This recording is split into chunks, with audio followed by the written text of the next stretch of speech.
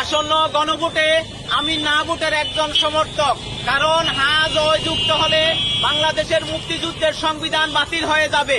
বাংলাদেশের মুক্তিযুদ্ধের সংবিধানকে বাতিল হতে দেওয়া যাবে না, কারণ এই বাংলাদেশের মুক্তিযুদ্ধের সংবিধানে ৩০ লক্ষ মানুষের রক্তের দাগ আছে, ২ লক্ষ মা বোনের ইজ্জতের দায় আছে। সেই জন্য এই হ্যাঁ না ভোটের মাধ্যমে হ্যাঁ জয়যুক্ত হলে বাংলাদেশের মুক্তিযুদ্ধের সংবিধান বাতিল হয়ে যাবে। সেই জন্য আমি না এর পক্ষে অবস্থান নিয়েছি। হ্যাঁ জয়যুক্ত হলে মব সন্ত্রাসীদের উৎপাত বেড়ে যাবে। এই মব সন্ত্রাসীরা কবর থেকে লাশ তুলে পুড়িয়ে ফেলছে, এই মব সন্ত্রাসীরা জীবন্ত মানুষকে পুড়িয়ে হত্যা করছে।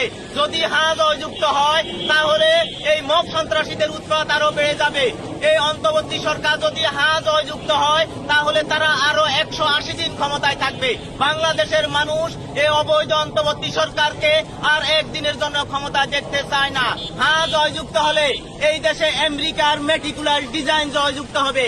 আমেরিকা বাংলাদেশের সেন্ট মার্টিন দ্বীপ, বাংলাদেশের বন্দর তারা তাদের নিয়ে যাবে। সেই জন্য আমি বাংলাদেশের জনগণকে উদাত্ত আহ্বান জানাবো যে আসুন আপনারা হ্যাঁ এর পক্ষে না এর পক্ষে ভোট দিন, কারণ হ্যাঁ জয়যুক্ত হলে এই যে অন্তর্বর্তী সরকারের গত 17 মাসের তারা যে অন্যায় অত্যাচার জুলুম নির্যাতন করে মানুষ হত্যা করছে তার দায় মুক্তি নিবে হ্যাঁ জয়যুক্ত হলে। সেই জন্য আমি না এর পক্ষে। হ্যাঁ জয়যুক্ত হলে এই অন্তর্বর্তী সরকার বাংলাদেশকে পাকিস্তান এবং আমেরিকার হাতে তুলে দিবে, তাদের মেটিকুলার ডিজাইন বাস্তবায়ন করবে।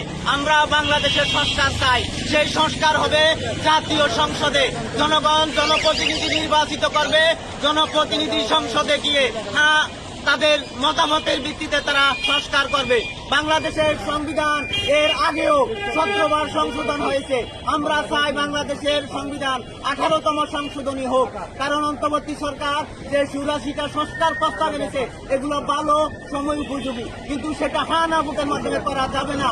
হ্যাঁ না ভোট হলো একটা স্বৈরাচারী পদ্ধতি।